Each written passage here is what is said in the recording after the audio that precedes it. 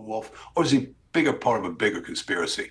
These things are important because there's decisions to be made today, whether they're going to go forward with that game. And I agree with the mayor. I think they are going to go forward with the game right now. We did the same thing in New York on Halloween in 2017. There was a Halloween parade just blocks away from a terrorist attack, and the parade went on. So these things are all being determined right now at very high levels. But right now, everybody's involved here.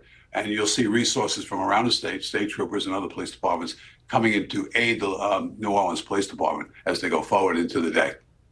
And Pierre, one of the sources of the investigation now is these devices, right? The FBI say they found what appeared to be devices. They say at least one was viable. What's the latest on that, and how much does that pose a current threat? Well, that is the ongoing concern. Are there more devices? You don't want members of the public or anyone else stumbling around and finding anything else that's this dangerous. The other thing is the gun used in the attack against the police. And we'll note from the AG's statement that a couple of officers were injured in the exchange with the suspect. Again, my sources say clearly the suspect had time, had put some thought into what he was going to do, both in terms of having the gun and the improvised explosive devices. Also, the fact that he determined that he would use the vehicle as a method to kill as many people as possible.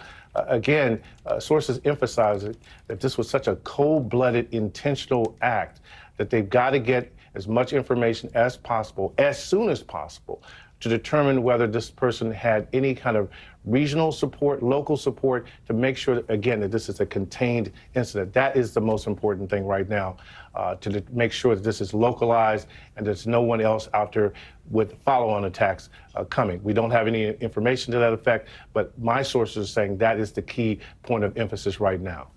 And we do have some footage of the aftermath. I do want to warn anyone watching, this may be graphic and hard to look at.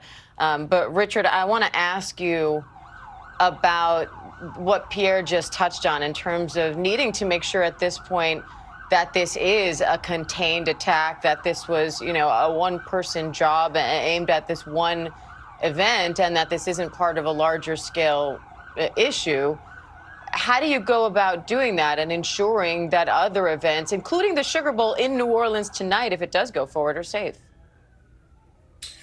Well, first off, what they're going to do is they're going to make sure, and it's being done, is that the area in and around the attack is safe and secure, that there are no more IEDs in that area. Then they're going to go to the location where this terrorist, in my opinion, this terrorist was, and see if there's any indications that he may have done other pre-planning for other locations or actually put IEDs out. So that's also happening as we speak.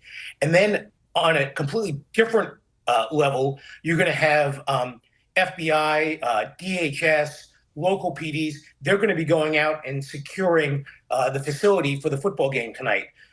We did this when I was in Newark, when I was in New York. We dealt with the World Series. We've dealt with all the athletic events, at the Meadowlands. This is not unusual for law enforcement to go and make sure that everything is safe and secure. The thing that's going to be different is that they're going to raise the level on this. Everyone's being searched before they come into the games. They may actually take a little bit more time with each person going through. I'm sure that they've gone through the stadium once. They're probably going to be going through the stadium again to make sure that there is no chance of having any IED or any other type of potential incident while at the game. The location of the bowl tonight may be the safest place in the U.S. Because of all the safety and security that all the law enforcement agencies are going to take to make sure that no one is injured there tonight.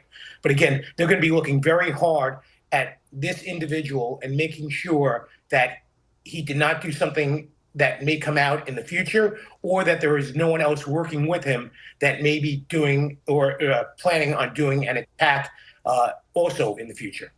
And I want to bring that point to ABC News contributor and former FBI agent Brad Garrett, because Brad, Richard just spoke to one part of the equation, which is making sure that this was a contained attack and not part of a larger plan. But there's also the concern about copycats? How worried are you that someone else watching this may now get this idea to try something similar? I'm seriously concerned.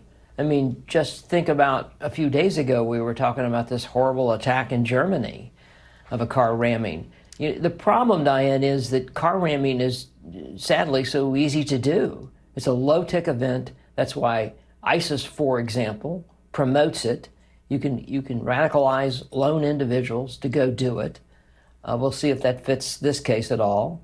And you just find an opening. You find a spot like the guy did in Germany to launch the attack. I mean, yes, he planned it, it looks like. I mean, he had IEDs, he had a weapon.